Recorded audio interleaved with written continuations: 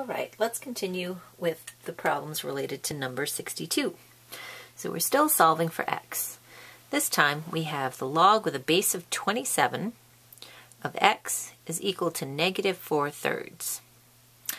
Well, I'm not really sure where to begin here, so I'm going to convert from logarithmic form into exponential form, so I'll have 27 raised to the negative 4/3 power equals x, like that. Well, when I look at negative 4/3, I think I can break this up. And remember that the fraction here, 1/3, is going to be a cube root. And that's going to help me out because I'll have 27, and I'm going to break this up into 1/3 times 4 times negative 1. And it's all equal to x. So basically I'm factoring out this exponent into the fraction, the number 4, and the negative 1, because 27, the cube root of 27, if you remember, cube root of 27, when I'm solving this problem, I look inside here for powers of some number raised to the 3rd power. It happens to be 3 to the 3rd power. So having a 3 to the 3rd power under a cube root sign spits out a 3. So I'll replace this part with the number 3.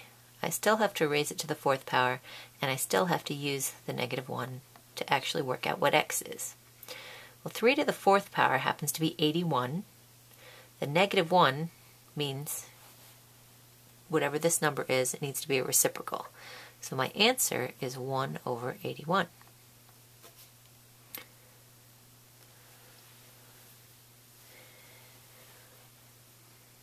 Now, if I look at this next problem, well, to a great extent, I'm going to keep following the same approach. I'm going to take logarithmic form, and I'm going to convert it into exponential form.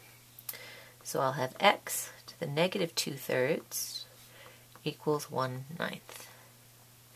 And here I want to repeat again that there are frequently many different ways to get to the right answer. And what happens to jump out at me first may be different from what jumps out at you first. And in fact, there was a problem that we did at the review session on Saturday, and I've unfortunately forgotten which problem it was. But the way that I had worked it out came to a correct answer. But one of the students who was there came up with a way that also got to the right answer, and it was easier and had fewer steps. So it's possible that you can, follow all the right rules and come up with an easier way.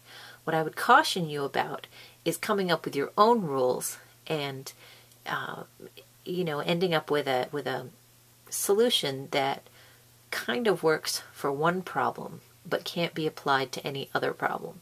So be really careful about coming up with your own rules. Make sure that you're following, the rules of the game as you're given, and play your cards in whatever order you want, but make sure you're playing them correctly. So in this case, okay, I have x to the negative 2/3 equals 1/9. Well, I'm going to use the trick that I showed you before. I'm going to take this and I'm going to raise it to the negative reciprocal of this thing here. I'm going to have 3 halves there.